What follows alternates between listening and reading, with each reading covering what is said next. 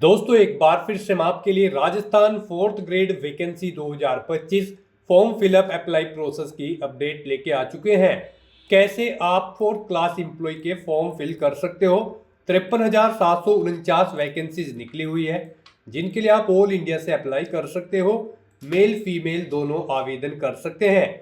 आवेदन करते समय आपको कोई भी ऐसी गलती या फिर मिस्टेक नहीं करनी होगी जिसके करने से आपके एप्लीकेशन फॉर्म रिजेक्ट हो सकते हैं।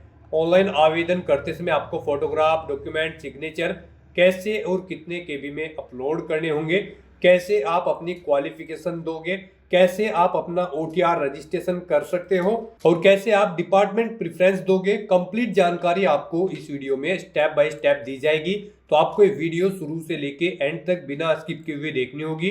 इस वीडियो को कंप्लीटली देखने पर ही आपके सभी सवाल और डाउट क्लियर होंगे। तो चलिए दोस्तों, बिना कोई वक्त गंवाए शुरू करते हैं Rajasthan fourth grade vacancy 2025 form fill up की पूरी जानकारी।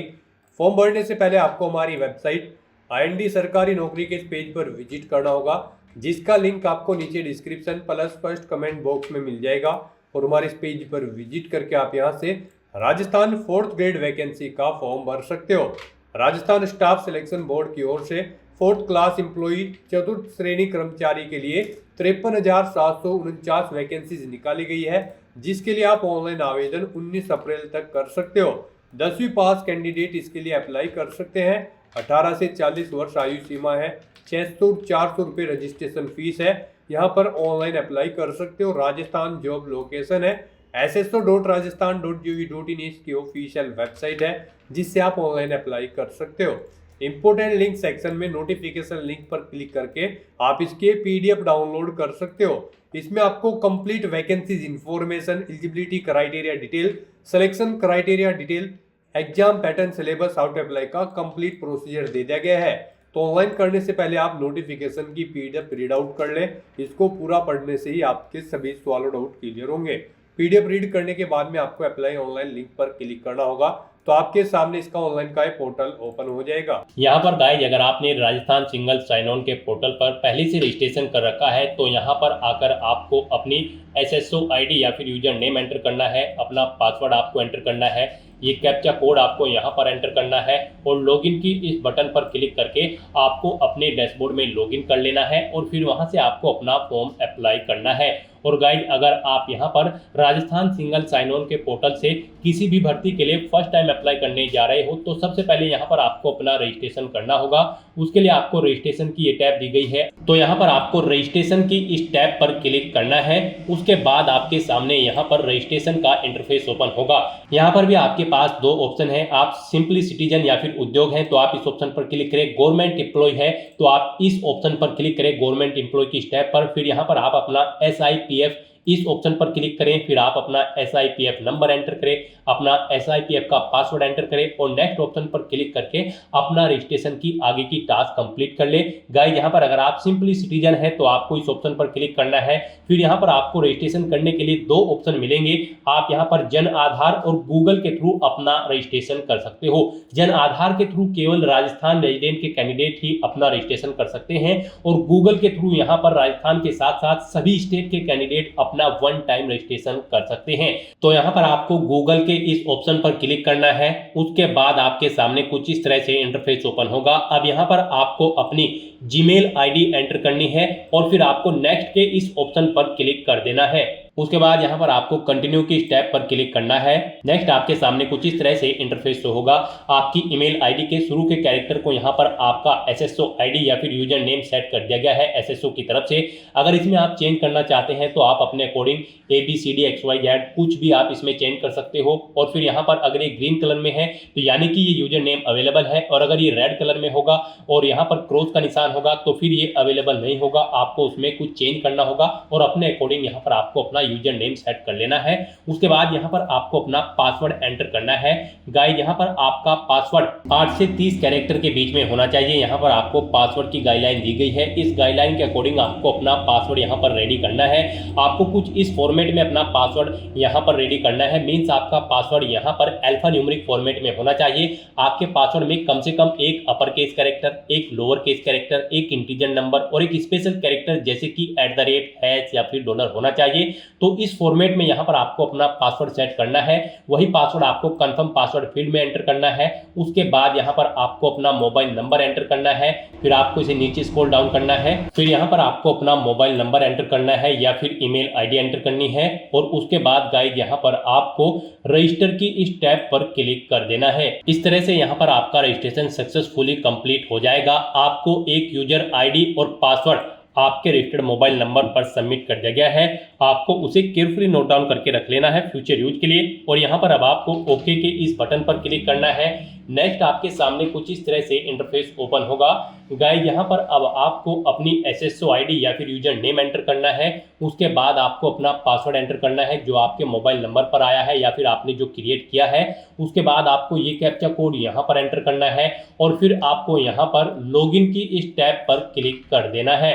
और गाइस यहाँ पर अगर आप अपनी SSO आईडी भूल गए हैं या फिर पासवर्ड भूल गए हैं तो यहाँ पर आप I forget my digital identity SSO ID के सामने क्लिक करके इस लिंक पर क्लिक करें और फिर यहाँ पर आप अपनी बेसिक डिटेल्स प्रोवाइड कराते हुए अपनी SSO आईडी गेट कर लें। पासवर्ड भूल चुके हैं तो उसके लिए भी आप क्लिक करके इस लिंक पर क्लिक करके अपना पासवर्ड गेट कर सकते हैं। अगर मल्टीपल SSO आईडी है तो आप क्लिक है टू मर्ज इस ऑप्शन पर क्लिक करके अपनी SSO आईडी यहाँ पर मर्ज कर सकते हैं।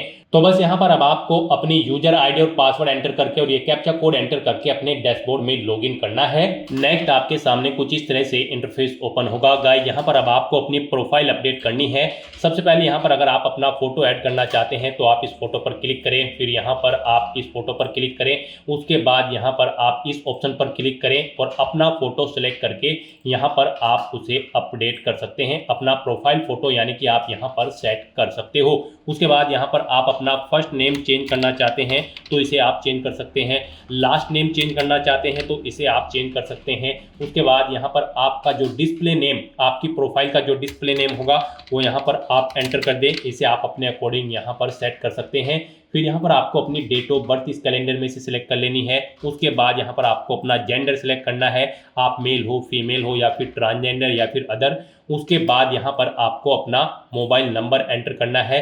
यहाँ पर आप इस ऑप्शन पर क्लिक करें, अपना मोबाइल नंबर एंटर करें और फिर आप सेंड OTP ऑप्शन पर क्लिक करें। उसके बाद आपके रजिस्टर्ड मोबाइल नंबर पर एक OTP जाएगा। वो OTP आपको यहाँ पर वेरीफाई करना है। तो यहाँ पर आपको अपना OTP एंटर करना है जो आपके मोबाइल नंबर पर आया है और उसके बाद आपको यहाँ पर वैलिडेट OTP के इस ऑप्शन पर क्लिक करके अपना मोबाइल नंबर यहाँ पर वेरीफाई कर लेना है।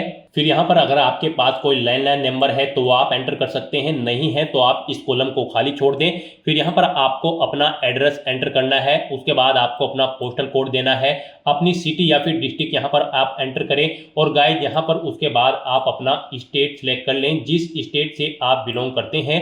उसके बाद अगर आप राजस्थान स्टेट के कैंडिडेट हैं तो आप अपनी जन आधार आईडी या फिर इनरोलमेंट आईडी यहाँ पर एंटर करें। आप इस ऑप्शन पर क्लिक करें, अपनी जन आधार आईडी या फिर इनरोलमेंट आईडी यहाँ पर एंटर करें और फैच मेंबर्स ऑप्शन पर क्लिक करके अपनी डिटेल यहाँ पर फैच कर ले। फिर यहाँ पर अगर आप राजस्थान स्टेट के कैंडिडेट हैं तो यहाँ पर आपको अपना संस्था आधार नंबर एंटर करना है। आप इस ऑप्शन पर क्लिक करें, अपना संस्था आधार नंबर एंटर करें, सेंड OTP ऑप्शन पर क्लिक करें। आपके मोबाइल नंबर पर एक OTP आएगा जो आपके संस्था आधार नंबर से लिंक है। वो OTP आप यहाँ पर एंटर करके उसे वेरीफाई कर ले। और उसके बाद गाइस यहाँ पर आप अपडेट के इस बटन पर क्लिक करके अपने प्रोफाइल की सभी डिटेल्स यहाँ पर अपडेट कर दें। इस तरह से यहाँ पर आपकी SSO की जो प्रोफाइल है वो सक्सेसफुली अपडेट हो चुकी है। अब यहाँ पर आप ओके के बटन पर क्लिक करें। नेक्स्ट आपके सामने यहाँ पर कुछ इस तरह से इंटरफेस ओपन होगा। अब यहाँ पर आपको रिक्रूटमेंट पोर्टल सर्च करना है। आप कंट्रोल F यहाँ पर प्रेस करें, REC एंटर करें। उसके बाद यहाँ पर आपको रिक्रूटमेंट पोर्टल का ये ऑप्शन मिलेगा, आप इस लिंक पर क्लिक कर दें। नेक्स्ट आपके सामने कुछ इस तरह से इंटरफेस ओपन होगा। अब यहाँ पर आने के बाद आपको वन टाइम रजिस्ट्रेशन के इस लिंक पर क्लिक करना है।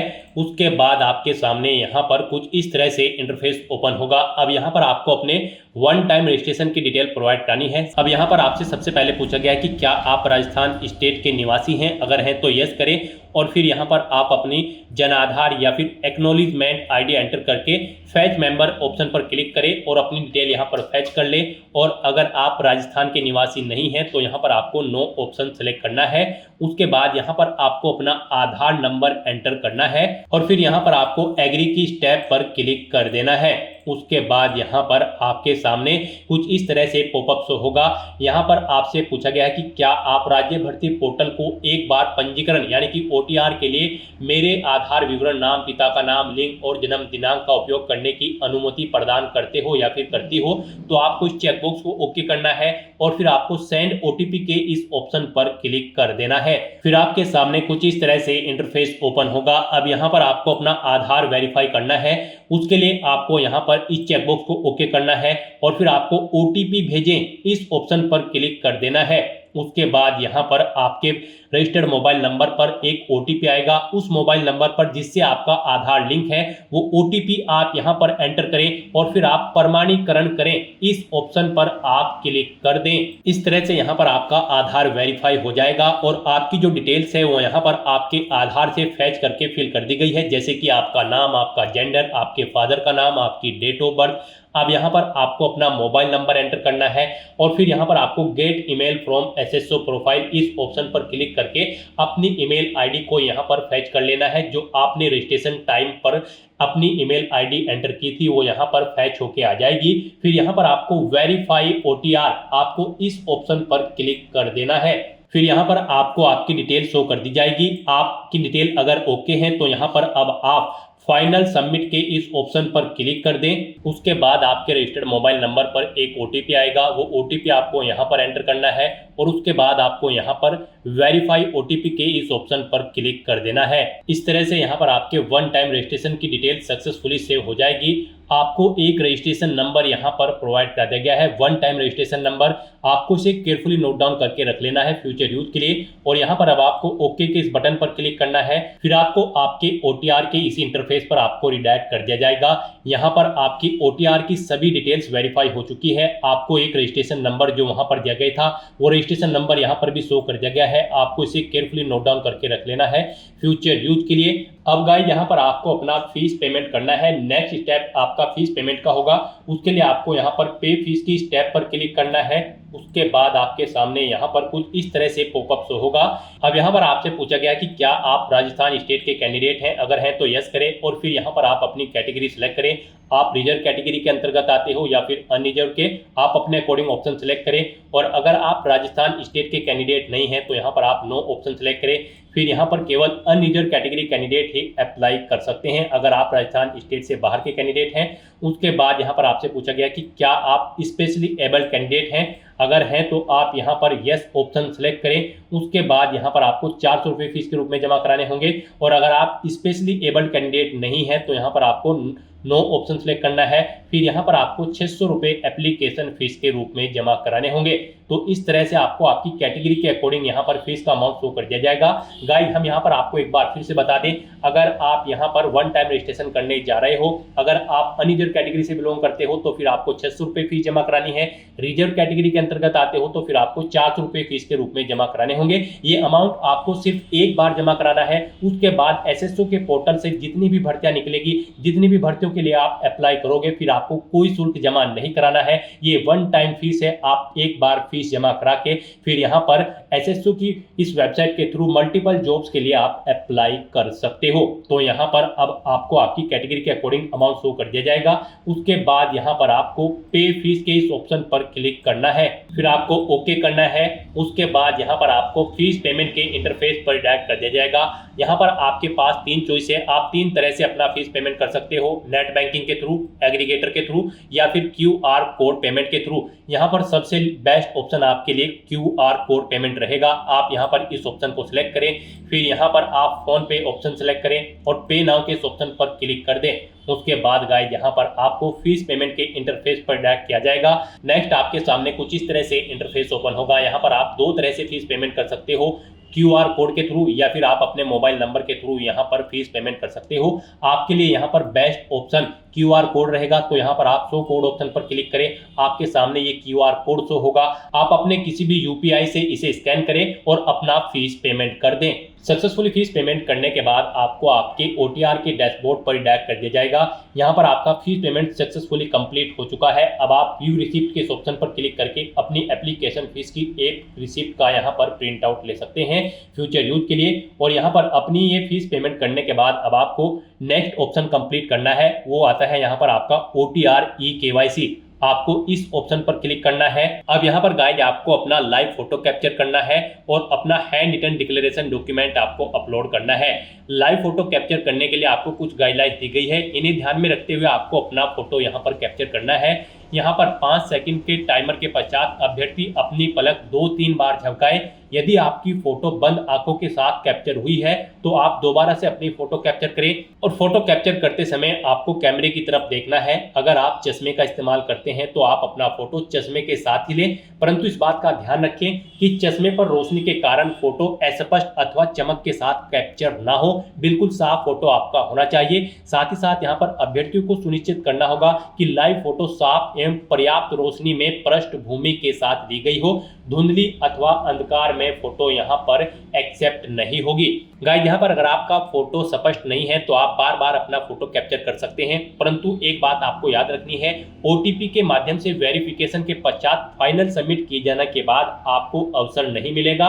उससे पहले ही आपको अपना फोटो यहाँ पर कैप्चर कर लेना है, फिर आप चेंज नहीं कर पाओगे। तो यहाँ पर इन दिशा निर्देश को रीड करने के बाद आपको इस चेकबॉक्स को ओके करना है। उसके बाद आपको टेक फोटो इस ऑप्शन पर क्लिक करना है। तो यहाँ पर अपना फोटो कैप्चर करने के बाद फिर आपको अपना hand written declaration document upload करना है।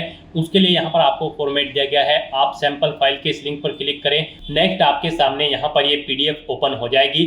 गाइस यहाँ पर आपको इस PDF का एक हार्ड कॉपी प्रिंट आउट ले लेना है और उसके बाद आपको उस हार्ड कॉपी प्रिंट आउट पर अपना नाम मेंशन करना है, अपने फादर का नाम मेंशन करना है, अपनी डेट ऑफ बर्थ देनी है, यहाँ पर आपको अपने हस्ताक्षर करने हैं और उसके बाद आपको ये कंप्लीट डाटा फिर यहाँ पर मेंशन कर देना है अपने हाथ से ब्लू इंक पेन से। और उसके बाद यहाँ पर आपको अपने सिग्नेचर कर देने हैं। फिर ऐसे ही आपको यहाँ पर इंग्लिश में भी अपनी राइटिंग देनी है। उसके लिए यहाँ पर आपको इंग्लिश का परफॉर्मा दिया गया है। यहाँ पर भी आने के बाद आपको फिर अपना नाम एंटर करना है इंग्लिश में, अपने फादर का नाम एंटर करना है इंग्लिश में, अपनी डेट ऑफ बर्थ देनी है और फिर यहाँ पर आपको अपने सिग्नेचर करने हैं। और उसके बाद आपको ये कंप्लीट डाटा फिर अपने हैंड से ब्लू इंक पेन से आपको फिर दोबारा से इंग्लिश में यहाँ पर राइट कर देना है।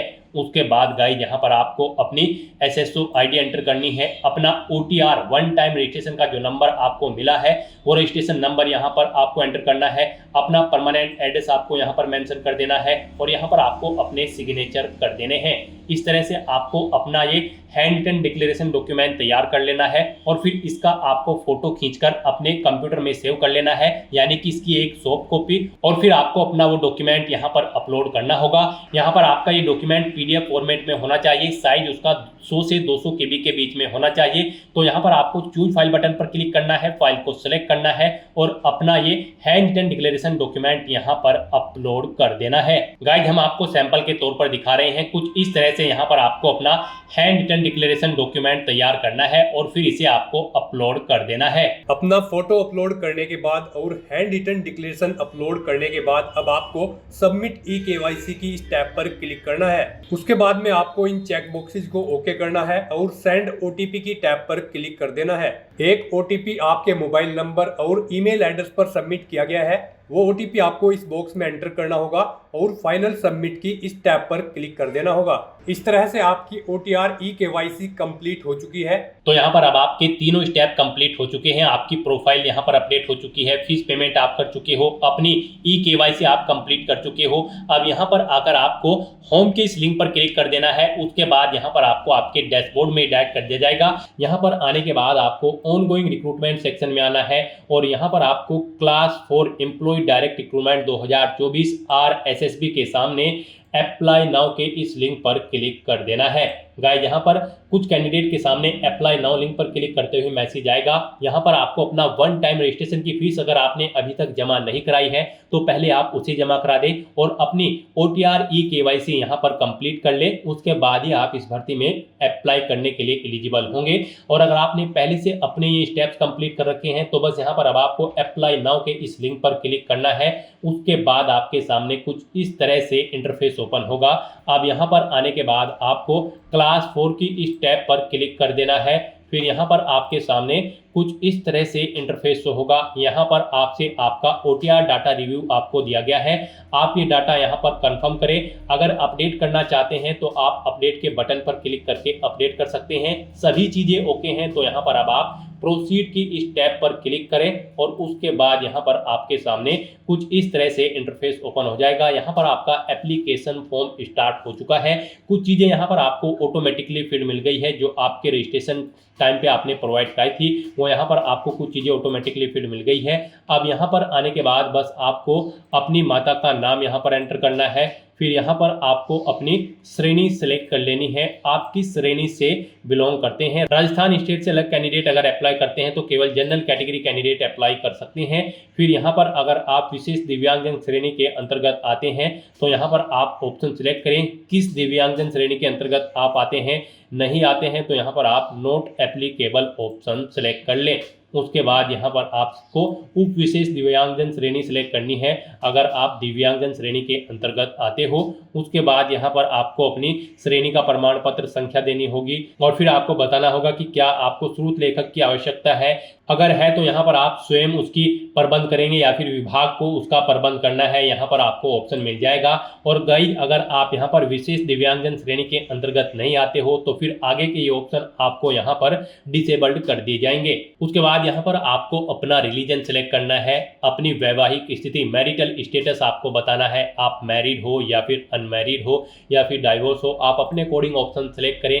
उसके बाद यहाँ पर अगर आप मैरिड हो तो यहाँ पर आपको अपने जीवित बालक की संख्या देनी है और आपको यहाँ पर आपका मोबाइल नंबर ऑटोमेटिकली फिर मिल जाएगा। अपना व्हाट्सएप मोबाइल नंबर देना चाहते हैं तो वो यहाँ पर आप दे सकते हैं। आपके पास जन आधार ID है तो वो आप यहाँ पर एंटर कर सकते हैं, नहीं है तो इस कॉलम को आप खाली छोड़ दें। गाइस यहाँ पर जिन कॉलम के सामने रेड कलर का स्टार बना हुआ है उनमें आपको डिटेल्स देनी मस्ट है और जिनमें नहीं बना हुआ है वो ऑप्शनल है। आप उनकी डिटेल चाहे तो दें चाहे या फिर न दें। उसके बाद यहाँ पर आपसे पूछा गया है क्या आप राजस्थान के अनुसूचित क्षेत्र से संबंधित हैं। अगर हैं तो आप यस करेंगे, नहीं तो आप नो ऑप्शन यहाँ पर सिलेक्ट करेंगे। अगर आप राजस्थान स्टेट से बाहर के कैंडिडेट हैं उसके बाद यहाँ पर आपको अपना कोरोस्पोंडेंस एड्रेस एंटर करना है। कोरोस्पोंडेंस एड्रेस में आपको अपना स्टेट चुनना है, अपना डिस्ट्रिक्ट चुनना है, शहर या फिर गाँव का नाम देना है, अपना पिन कोड देना है, अपना फ़ोन नंबर देना है, ये ऑप्शनल है। इस तरह से अपनी डिटेल्स फिल करने के बाद अब गाइस यहाँ पर आपको नेक्स्ट के इस ऑप्शन पर क्लिक कर देना है। फिर आपसे पूछा गया है जो मोबाइल नंबर और ईमेल आईडी आपने दी है क्या वो करेक्ट है। अगर करेक्ट है तो यहाँ पर आप यस के इस ऑप्शन पर क्लिक करें। बेसिक डिटेल्स प्रोवाइड करने के बाद अब आपको अपनी पर्सनल डिटेल्स यहाँ पर देनी है। सबसे पहले यहाँ पर आपको अपनी नेशनलिटी सिलेक्ट कर लेनी है। फिर यहाँ पर आपको अपना स्टेट सेलेक्ट कर लेना है। उसके बाद यहाँ पर आपको अपना डिस्ट्रिक्ट सेलेक्ट कर लेना है। फिर आपसे पूछा गया है कि क्या आप इंडिया में कहीं बाहर से सेटल्ड हुए हैं। अगर हुए हैं तो आप यहाँ पर यस करें और फिर किस देश से आप सेटल्ड हुए हैं उस देश का नाम आप यहाँ पर सिलेक्ट करें। और अगर आप इंडिया से ही हैं तो यहाँ पर आपको नो ऑप्शन सेलेक्ट करना है। उसके बाद आपसे पूछा गया है कि क्या आप भूतपूर्व सैनिक हैं। अगर हैं तो आप यहाँ पर यस ऑप्शन सेलेक्ट करें और फिर अपना सर्विस का स्टेटस बताएं, आप रिटायर्ड है या फिर सर्विस पर हैं। अगर सर्विस पर है तो फिर यहाँ पर आपको अपना NOC लेटर नंबर देना है। डेट ऑफ NOC यहाँ पर आपको सिलेक्ट करनी है। और अगर आप रिटायर्ड हो चुके हैं तो रिटायर्ड ऑप्शन सेलेक्ट करें। फिर आपको अपना PPO नंबर देना है। डेट ऑफ रिटायरमेंट यहाँ पर आपको सिलेक्ट करनी है। और अगर आप भूतपूर्व सैनिक नहीं है तो यहाँ पर आपको नो ऑप्शन सेलेक्ट करना है। आगे की डिटेल आपको डिसेबल्ड कर दी जाएगी। उसके बाद आपसे पूछा गया कि क्या आप स्पोर्ट पर्सन हैं। अगर हैं तो यहाँ पर आप यस ऑप्शन सेलेक्ट करें। स्पोर्ट पर्सन किस टाइप से हैं आप, नेशनल या फिर इंटरनेशनल लेवल के, आप अपने अकॉर्डिंग ऑप्शन सेलेक्ट करें। और अगर आप नहीं हैं स्पोर्ट पर्सन तो आपको नो ऑप्शन सेलेक्ट करना है। फिर यहाँ पर आपसे पूछा गया कि क्या आप मौजूदा सरकारी विभाग या फिर सार्वजनिक उपक्रम कर्मचारी हैं। अगर हैं तो आप यहाँ पर यस करें और फिर यहाँ पर डिपार्टमेंट का नाम एंटर करें, नहीं है तो आप नो ऑप्शन सेलेक्ट कर लें। उसके बाद आपसे पूछा गया कि क्या आप एज में एडिशनल इलेक्शन चाहते हैं। अगर यहाँ पर एडिशनल इलेक्शन एक्स प्रिजनर यानी कि जेलर को मिलेगा, एनसीसी कैडेट इंस्ट्रक्टर को मिलेगा, आर्मी कैंडिडेट को मिलेगा। यहाँ पर अगर आपको नहीं चाहिए एज में इलेक्शन तो फिर आपको नॉट एप्लीकेबल ऑप्शन सिलेक्ट करना है। इस तरह से अपनी ये डिटेल फिल करने के बाद अब आपको नेक्स्ट के इस ऑप्शन पर क्लिक कर देना है। नेक्स्ट गाइड, यहाँ पर आपको अपनी एजुकेशनल क्वालिफिकेशन और एक्सपीरियंस की डिटेल देनी है। यहाँ पर आपको सबसे पहले इस चेकबॉक्स को ओके करना है। उसके बाद यहाँ पर आपको अपनी क्वालिफिकेशन की डिटेल देनी है। यहाँ पर ग्रेड 4 की इस पोस्ट पर अप्लाई करने के लिए आपका 10वीं क्लास पास आउट होना जरूरी है। किसी वेल रिकॉग्नाइज्ड बोर्ड या फिर स्कूल से 10वीं पास कैंडिडेट यहाँ पर इस भर्ती में पार्टिसिपेट करने के लिए एलिजिबल हैं, अप्लाई कर सकते हैं। तो यहाँ पर आपको अपनी 10वीं क्लास की डिटेल देनी है। पहले यहाँ पर आपको सब्जेक्ट ग्रुप देना है। आपके पास 10वीं में साइंस था, आर्ट था, कॉमर्स थी। आप अपने अकॉर्डिंग यहाँ पर अपना सब्जेक्ट ग्रुप एंटर करें। फिर यहाँ पर आपको बोर्ड का नाम देना है, किससे आपने अपनी 10वीं क्लास पास आउट की है। फिर यहाँ पर आपको अपना 10वीं क्लास का रोल नंबर देना है। रिजल्ट का परिणाम आपको बताना है। आपका जो रिजल्ट है वो सीजीपीए में आया था, ग्रेड में, परसेंटेज में या फिर अवेटेड है। यानी कि यहाँ पर 10वीं क्लास में अगर आप अपेयर्ड हो तब भी आप इस भर्ती में अप्लाई कर सकते हो अगर आपका रिजल्ट अवेटेड है। तो यहाँ पर आप अपने अकॉर्डिंग ऑप्शन सेलेक्ट करें। उसके बाद यहाँ पर आपको पासिंग ईयर देना है, कब आपने अपनी 10वीं क्लास पास आउट की है। फिर कितने परसेंट मार्क्स आपने ऑब्टेन किए हैं वो यहाँ पर आप एंटर करें। उसके बाद यहाँ पर अगर आपने अपनी 12वीं क्लास पास आउट कर रखी है तो उसकी डिटेल भी आप ऐसे ही प्रोवाइड कर सकते हैं। कोई आपके पास डिप्लोमा है तो उसकी डिटेल दें। ग्रेजुएशन या फिर पोस्ट ग्रेजुएशन या फिर कोई और क्वालिफिकेशन आपके पास है तो उसकी डिटेल भी आप सेम ऐसे ही यहाँ पर प्रोवाइड करा सकते हो। तो इस तरह से यहाँ पर आपको अपनी एजुकेशनल क्वालिफिकेशन की डिटेल फिल कर देनी है और उसके बाद आपको नेक्स्ट के इस ऑप्शन पर क्लिक कर देना है। नेक्स्ट यहाँ पर आपको अपना फोटो और सिग्नेचर अपलोड करने हैं।